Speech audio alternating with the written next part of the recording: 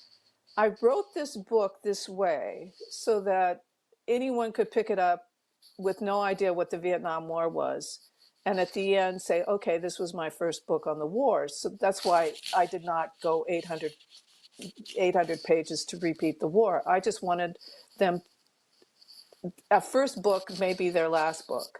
And so that way you also can't understand what these women accomplished if you didn't know what was going on in the war and what other people were writing about it or taking photographs. So that's why. And gossip to me is just basic lie. I don't think none of it was gossip in the sense that it's their lives. It's their full lives. And that's why people read novels.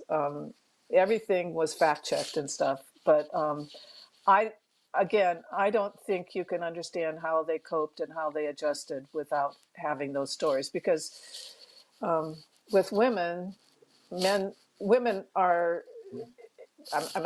I'm really resisting saying women versus men, but these women wrote a lot of letters, wrote in their diaries, confessed in their reporters' notebooks. I'd be looking through a notebook, and Frankie would have to pick up plants. Why is Ward being so horrible? That sort of thing. And I've never read that in any of the men's memoirs or biographies of male reporters. So that was essential for me, really essential. Good. Well, when I say gossip, of course, I mean something good because it keeps us riveted. And it's very clear from your writing that, first of all, I mean, I want to know where they ate and what they wore because I think that's interesting and who they slept with. So I'm glad you put that all in. But it's also clear that covering the war took a tremendous toll on them. That they really suffered from all forms of trauma and PTSD, although they didn't, call it that in those days. And I had a couple questions for you that are sort of more war related. One is, one of the stories that we, read about the war reporters is which ones turned against the war, how quickly, and when that put them at odds with the U.S. military and the U.S. government, which was basically lying all the time at these famous 5 o'clock volley press conferences, which that part still seems so relevant for today. And I was wondering, do you have a sense of when the women turned against the war? Was it earlier or later than all those famous men that we read about? Well, turning against the war, you would be accused of turning against the war just by reporting. And that was what a lot of them went through. I mean, Frankie arrived with a very clear idea that she had questions about the war. She was in the era, this is in the era when most of the American reporters, including Neil Sheehan and David Halberstam, came believing in the this is right, what America does is right naturally, where she did not. And which is interesting since she understood government better than they did, since her father was a top CIA official. So she came in with what we would call nowadays necessary journalism skepticism. But automatically that meant she was against the war. So they were pushed into that position. And Katrine, when you read her the last thing she wrote when the war was still going on was she felt that so much for the civilians because both sides were driving her crazy. So she quotes was against the war, but was she against the war? She was against both sides. And Kate was all over the map. Her philosophy, you can sort of, I don't know if I'm impugning this, but sometimes she would feel really bad about this, but she was highly criticized because after her captivity, she wrote about the North Vietnamese as human beings. They weren't, she had a bad time because the diet was horrible and she got sick, but they treated her at least as well as they treated everybody else, their comrades. So she had no torture, no rape, nothing. She just ate the crummy food that the other soldiers ate, and then she was released. So she was criticized for that. And the blaring headlines, I don't know if you remember from the book, like commies are not all bad people, that sort of stuff. That was the era. So it didn't take much to be accused of being anti-war when you're not. I mean, in Frankie's very sophisticated writing, I mean, she thought things through very precisely. She made sure she did not say that she was, quotes, anti-war. So I think the men So may I guess have I had a been a little follow-up. more like that. Sure. Right. So I guess my follow-up then is when I say anti-war, I mean coming to the real, like one of the narratives that you always hear when you read about the Vietnam War reporters, especially the men, is that the loss of innocence. You know, at what point did they realize the war wasn't winnable and the U.S. strategy wasn't working?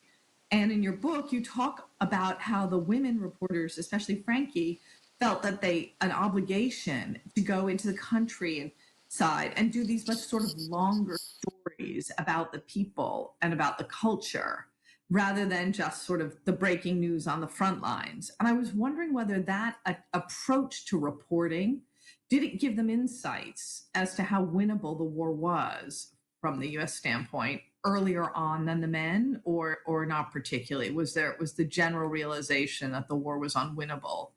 Did that all come to everyone at more or less the same time? There's no question. And that's why I compared her to what everybody else was writing. I mean, there's one comparison where she just wrote what she saw, the lack of support, whereas another reporter that I compared to her, a really good reporter for Life magazine, said it's we America have to figure out how to get everybody behind this regime. She never took that. So the starting point for Frankie was definitely different, but absolutely, by looking at the war through the Vietnamese point of view, she very early on saw that it wasn't winnable, and that's what led to Fire in the Lake, and she was criticized heavily for that. Before I think we go that's back the to same Webb, I case just with wanted some to. male journalists too. Excuse me, I think that's the Gwen? same case with some of the male journalists as well. Is the sound really bad? Am I back on? Yeah, we can hear you. No, I meant some of the male journalists, even, I mean, I'm interested in Anya's question about being a woman and having these sort of thoughts, but also there is that specific role of being kind of reporter that did strive to see things from behind enemy lines or from a different viewpoint. So there were some men as well doing that kind of thing. I guess how exceptional were people like Frankie and Kate in that context? Well, very in that I I loved what she did with Saigon. Everybody lived in Saigon, and they wrote about Saigon as the national capital and how wealthy the leaders were, and they were corrupt, but this is the way of going it. That's not what Frankie did. Frankie did a whole profile of Saigon from the slums, and that profile showed you that this is the result of the war.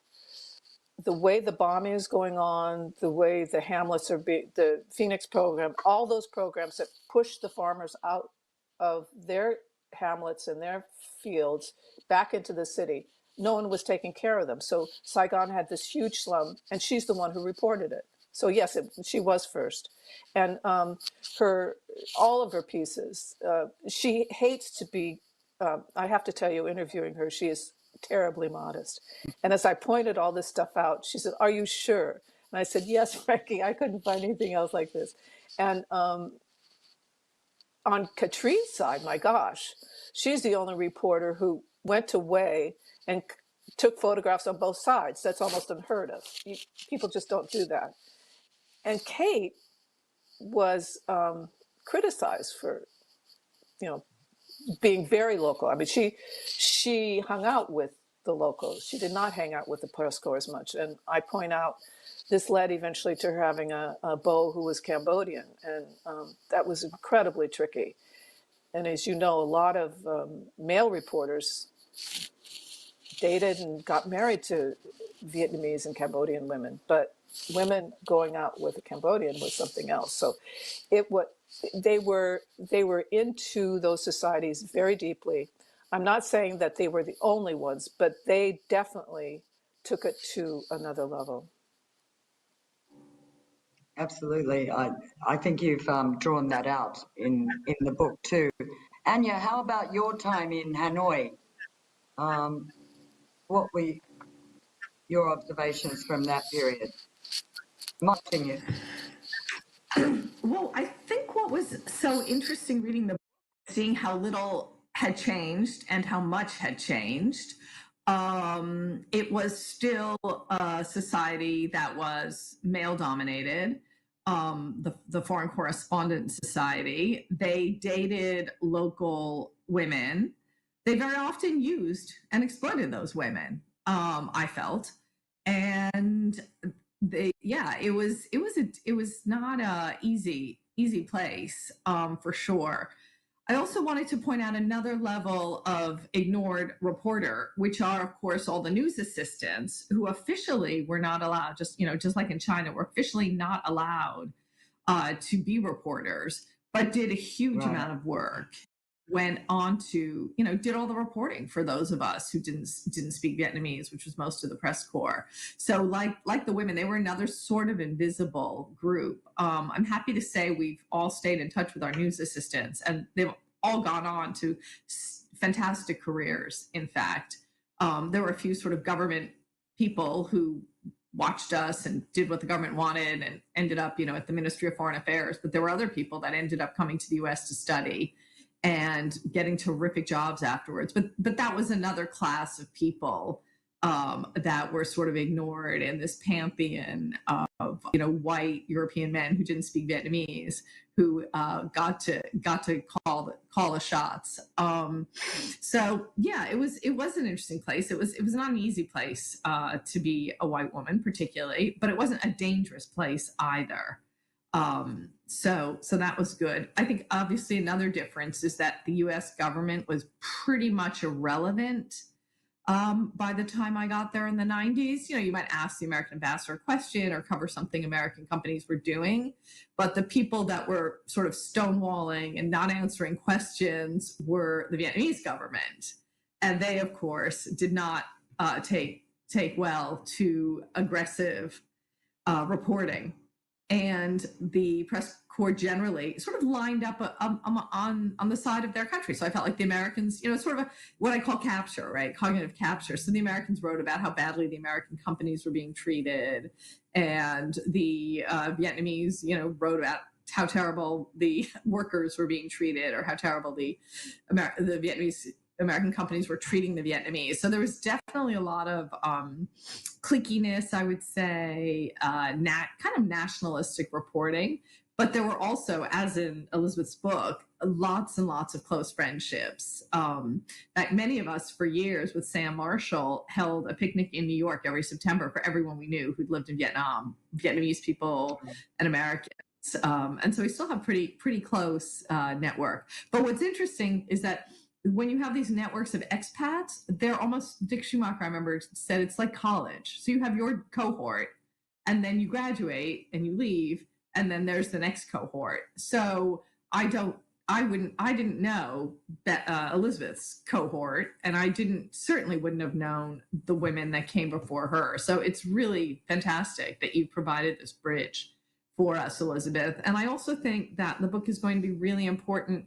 We've had some interest on campus at Columbia in women war reporters. We just did a panel in the fall with Ann Bernard and a few other women. And we teach courses on that, including by Judith Matloff. So I think that this book will actually be of great interest to the younger generation, especially as we sort of reclaim this lost history of women war reporters.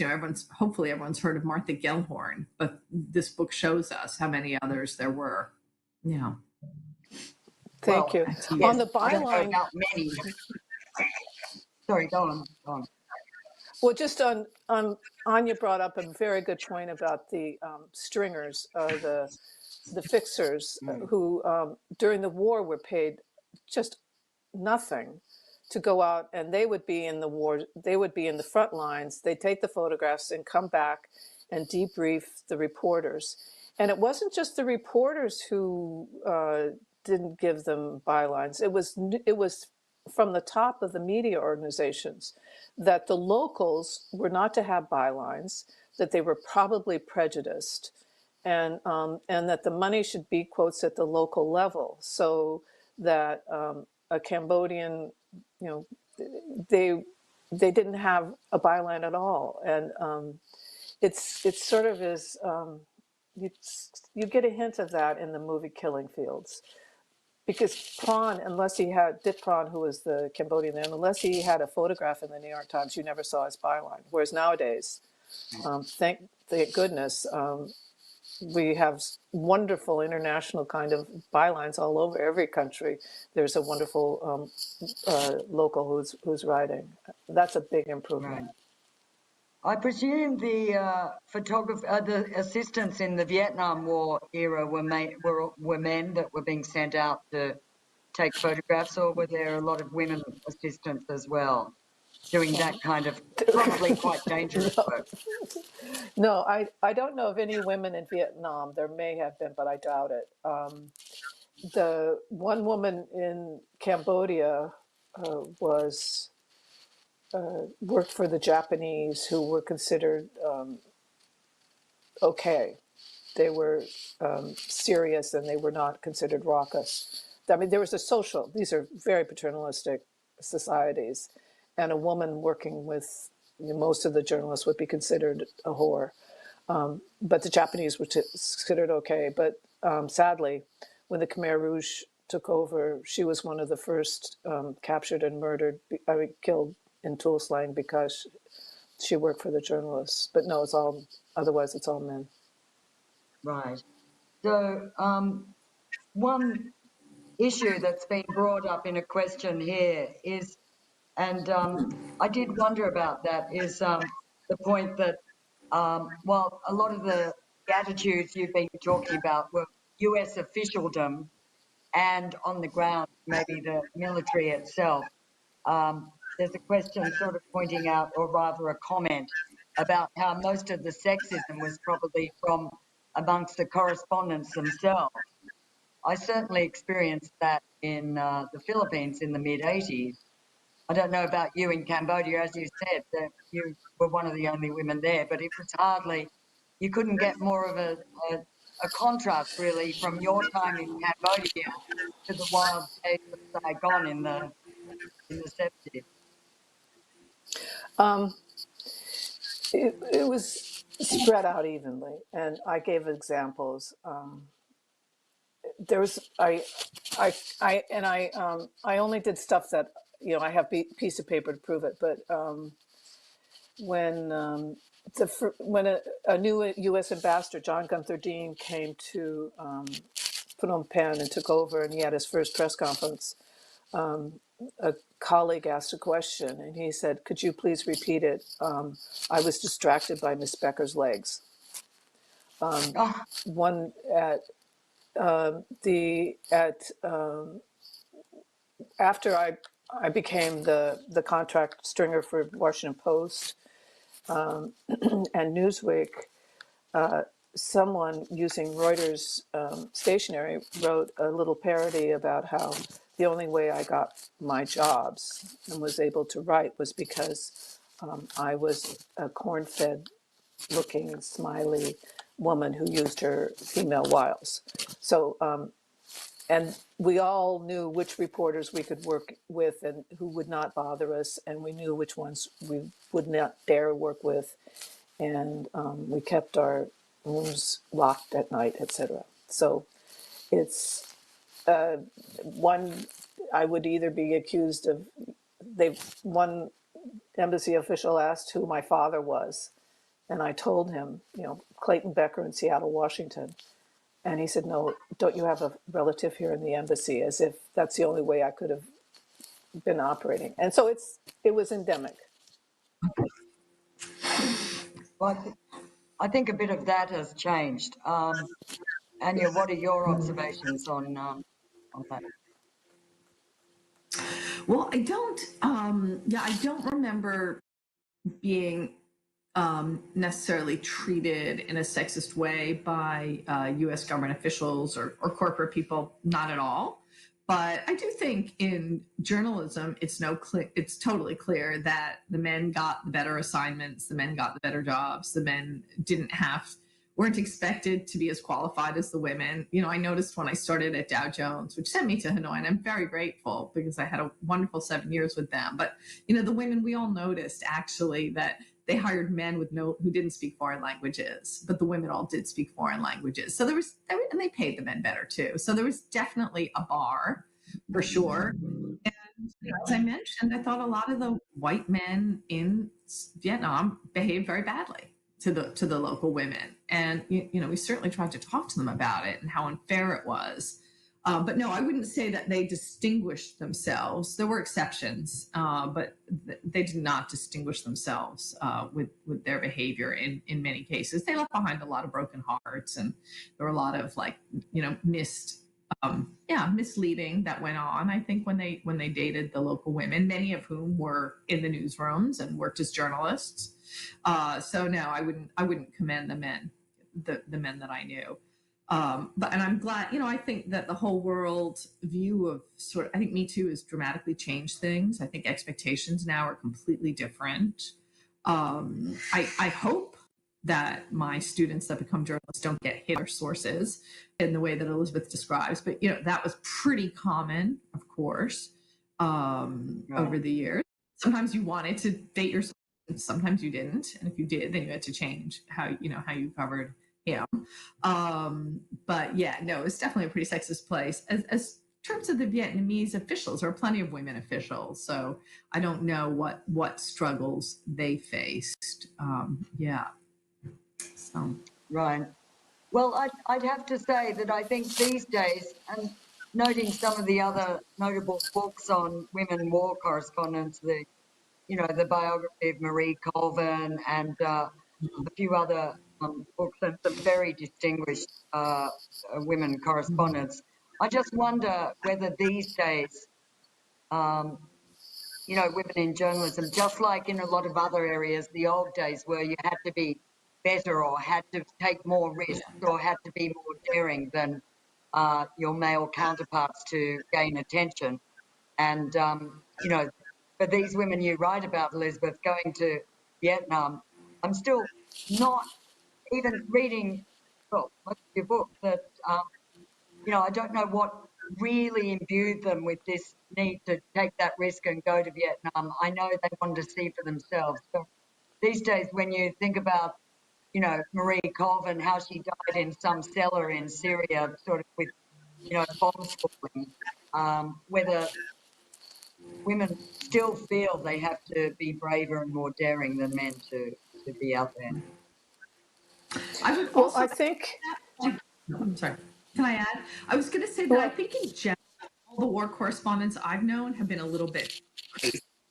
And I think that the women in your book also were, in some cases, really driven, especially Kate Webb, right? You sort of portray her as really been driven by her childhood trauma.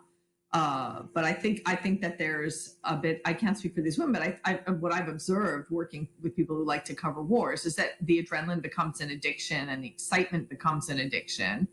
And the feeling that they're telling the most important story and they have to get that out also. But I think individuals can become very, very wounded by being war reporters. And that's clearly what happened in this too. Right. So that applies to both genders. Elizabeth, over to you.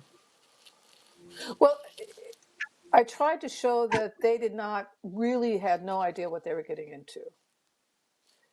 I mean, Anya's talking about women who do know what they're getting into, whereas what's amazing is, like, Frankie thought she was going to go there for a couple of weeks, maybe. Katrine, not a clue. I mean, literally wearing her camera with a shoelace. And Kate, maybe, as Anya said, she had her horrible traumas in her childhood, but still, she was an artist who had to take a copy boy kind of job in a newspaper to pay off a broken stained glass window. And while she was there, she says, "Oh, I think I'll go to Saigon." So this is not. They don't know why they did it. They will tell you, "I had no idea. I did not know what I'm getting into. I wanted to be in the most important." I mean, Katrine, when people asked her the question, she had this throwaway line. I saw the photographs in Perry Match. Well, I'm sorry, thousands of women saw the photograph in Perry Match, and not a single one of them did that. Kate would say, well, the Australians were fighting in Vietnam. Well, I'm sorry, but who else did what you did, Kate? And Frankie, everybody said, well, she's just a rich debutante. Well, she's the only rich debutante who did that. So that's why I gave their full personal background, just to give you a sense that these, as Anya picked up, these were women of some stature. I mean, within their own, they had amazing personalities, and they were the kind who could take advantage of what they found, even though they came with no. I mean, when we talk about Marie Colvin, she came as a staff reporter. She had all that the men had. Beginning with Desert Storm, all the women were sent. Were staff reporters. I mean, yes, they were freelancers, but you had staff reporters. This is the first war where every woman where women were staff. They had what the men had. They had insurance, paychecks, the whole gear and everything. I mean, look what poor Katrine had to do just to buy gear. None of it fit her. No, she looked like a little. It's definitely a good point, and it's exactly what these women you wrote about fought for, or not necessarily fighting for other women, but paved the way for. Yeah, absolutely. So I think we do invite questions from viewers. I don't think we've got very many at the moment, so I'd just like to maybe ask a closing question or two, and one actually comes back to your work, Elizabeth, and what you feel you would follow this book up with. You've done this over-tourism book, and now this. They're very different books, each one you've written, including the Cambodian book, which clearly was the work of your life in a way, or at least about your life.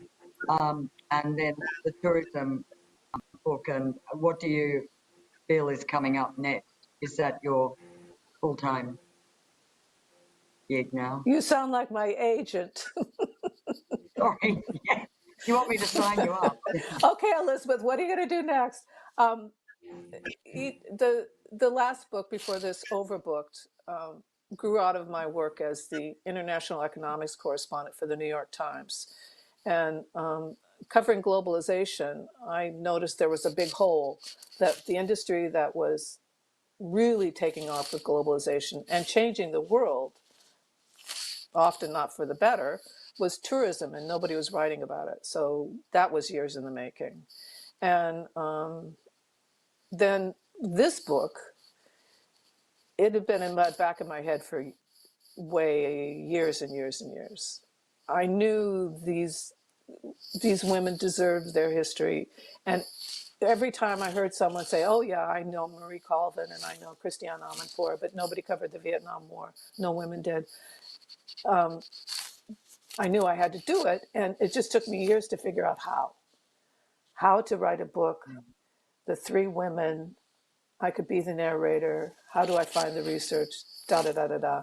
And plus, Katrine has died, Kate has died, Frankie is 80, I'm 73. There's the issue of mortality here too. So what I'm doing next, I'll tell my agent first. I don't know. Oh. That's a teaser if there was one. I guess people who buy and read this book and love it, and I hope you read, anyone who's interested, you read Elizabeth's other books too.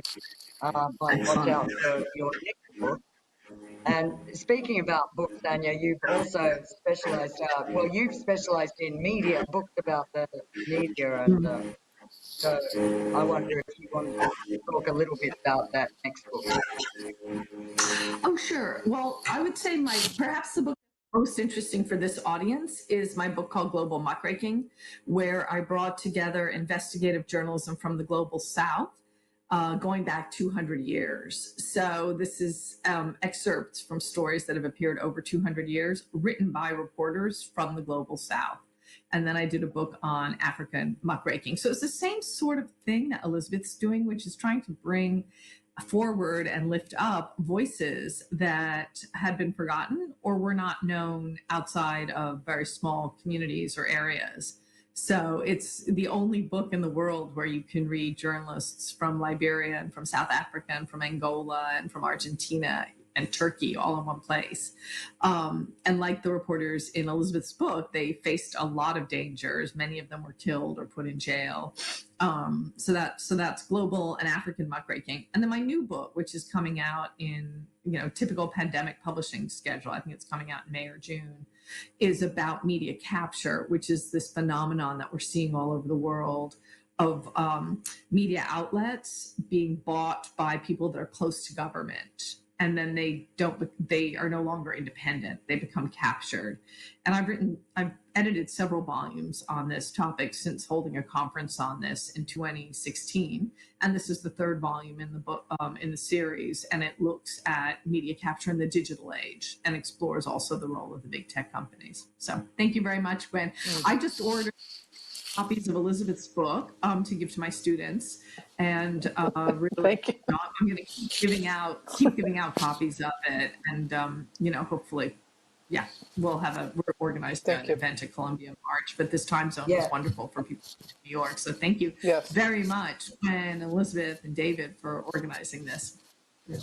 Yeah, thanks, thank you, for Gwen. joining us, and also just to remind viewers, if you're interested, I think the link on our website on the notice mentioned there's hard copies of the book will be available in Asia after February the 23rd. So I think the link is on the notice, and I presume you'll have e-version as well.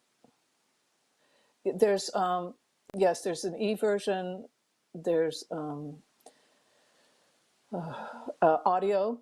And there's also, for people in Australia and New Zealand, it's being published in those countries by Black Ink. And, right. And for the rest, it's through Hachette. And those links are on your website. But thank you so much. Yeah. This has been lovely, really lovely. Well, it was great. And I love the photos were terrific. I presume some of them, I was wondering who took some of those photos of the women themselves. Well, they're the ones I showed of Katrine's, and then several from my own collection. Right. Well, that was a great little show and of the photos, thank you very much. And I would like to also thank the wonderful Dave Foster and Tick running JN Media, who hooked us up. Yes. Don't blame them for the lack of sound. That was my computer. So we actually made it, pulled it off, and it looked good, and we saw the photos. So thank you all, and thank you for watching. Good night. The Foreign Culture Club. Thank you.